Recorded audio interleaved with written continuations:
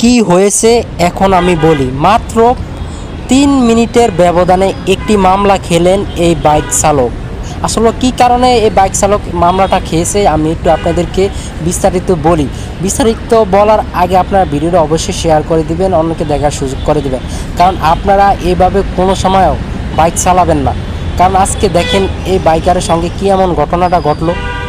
যেহেতু পুলিশ একটা লাইন, একটা মোড়ের কয়েকটা লাইন থাকে, একটা লাইন বন্ধ করে আরেকটা লাইন চালু করে।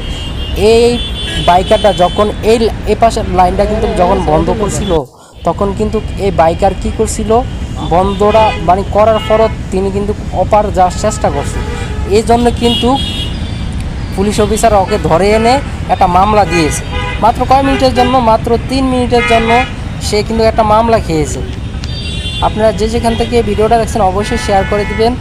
আর আপনারা জানেন যে মেইন সড়কে অটোরিক্সা ওঠা বন্ধ, কিন্তু এখনও অটোরিক্সা যারা চালক রয়েছে তারা কিন্তু এখনও মানে না। কিন্তু তারা বিভিন্ন সড়কে কিন্তু তারা অটোরিক্সা নিয়ে চলাচল করে, কিন্তু কোনো কাউকে ছাড় দেবে না। পুলিশ বলছে কাউকে ছাড় দেওয়া হবে না।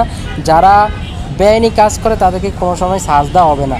কিন্তু দর্শক শ্রোতা যে যেখান থেকে ভিডিওটা দেখছেন অবশ্যই শেয়ার করে দিবেন, অন্যকে দেখার সুযোগ করে দিবেন। কারণ আপনারা আমরা যদি মানে ইয়াভাবে না চলি, তাহলে তো এই যে এখানে যদি একটা মোচরে কয়েকটা মানে ইয়া থাকে, গাড়ি চলাচলের রোটা থাকে, কিন্তু এর ভিতরে যদি আপনি একদিকে যান অন্য গাড়ি আরেকদিকে আসে, একটা জাম লেগে যায়, তাহলে পুলিশ কী দায়িত্ব করবো? আসলে এই যে দেখতে পাচ্ছেন আপনারা যে উনি কিন্তু আজকে একটা অলরেডি একটা মামলা খেয়েছে।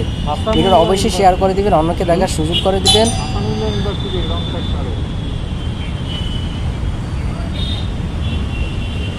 মামলা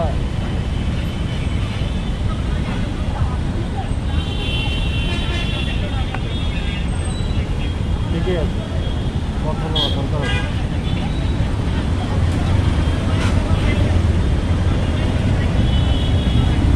একটু সময়ের জন্য এখন মামলা খেলো, সময় গেল।